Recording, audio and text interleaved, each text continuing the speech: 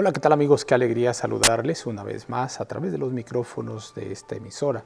Les saludo con aprecio, deseando que la paz de Dios gobierne cada corazón y por supuesto que el Señor pueda responder a nuestras necesidades en este momento. Bienvenidos a nuestro pan cotidiano. Amantísimo Padre que estás en los cielos, gracias por estar nuevamente con nosotros y permitirnos, Señor, hablar y escuchar tu palabra. Lámpara es a mis pies tu palabra y lumbrera a mi camino. En el nombre de Jesús lo agradecemos todo. Amén, amén y amén. Hoy te presento ser usado por el Espíritu en el servicio de Cristo. Grandes y maravillosas son tus obras, Señor Dios Todopoderoso. Justos y verdaderos son tus caminos, Rey de los santos. ¿Quién no te temerá, oh Señor, y glorificará tu nombre? Pues solo tú eres santo, por lo cual todas las naciones vendrán y te adorarán. Apocalipsis 15, 3 y 4. Dios inspirará a los que se hallan en posiciones humildes, para que prediquen el mensaje de la verdad presente. Se verá que muchos de ellos se apresurarán de aquí para allá, constreñidos por el Espíritu de Dios, llevando la luz a los que se hallan en tinieblas. En ellos la verdad es como un fuego en sus huesos que los llena de un ardiente deseo de alumbrar a los que están en la oscuridad. Muchos, aún entre los iletrados, proclamarán la palabra del Señor. Aún los niños se sentirán impulsados por el Espíritu de Dios para salir a declarar el mensaje del cielo.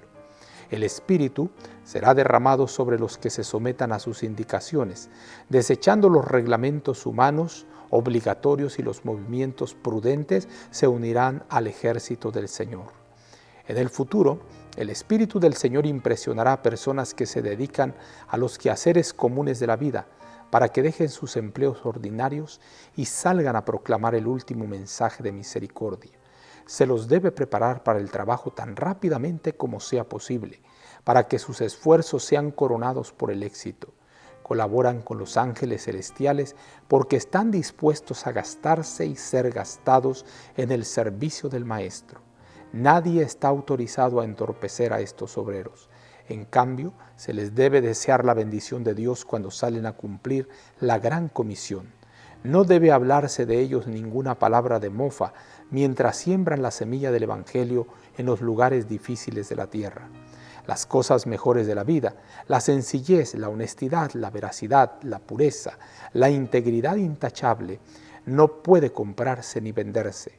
Son tan gratuitas para el ignorante como para el educado, para la persona de color como para el blanco y para el humilde campesino como para el rey sobre su trono. Los obreros humildes que no confían en sus propias fuerzas, pero que trabajan con sencillez confiando siempre en Dios, compartirán el gozo del Salvador. Sus oraciones perseverantes conducirán almas a la cruz. En cooperación con sus esfuerzos abnegados, Jesús influirá en el corazón de la gente, obrando milagros en la conversión de las almas. Hombres y mujeres serán reunidos en la comunidad de la iglesia, se edificarán templos y se establecerán escuelas. El corazón de los obreros se llenará de regocijo al ver la salvación de Dios. Testimonios para la Iglesia, tomo 7, páginas 26 a la 28. Querido Padre, gracias porque tú utilizas a los débiles, sí, a lo débil del mundo. Oh Señor, muchísimas gracias por este privilegio maravilloso. Ayúdanos para ser parte y ser testigos al mismo tiempo de ese gran movimiento que tú has profetizado. Gracias por todo, Señor. En el nombre de Jesús lo agradecemos todo. Amén. Jehová te bendiga y te guarde. Jehová haga resplandecer su rostro sobre ti y tenga de ti misericordia. Jehová alce a ti su rostro y ponga en ti paz. No lo olvides, conserva una sonrisa en tus labios, una oración en la mente y una canción en el corazón. Hasta la próxima.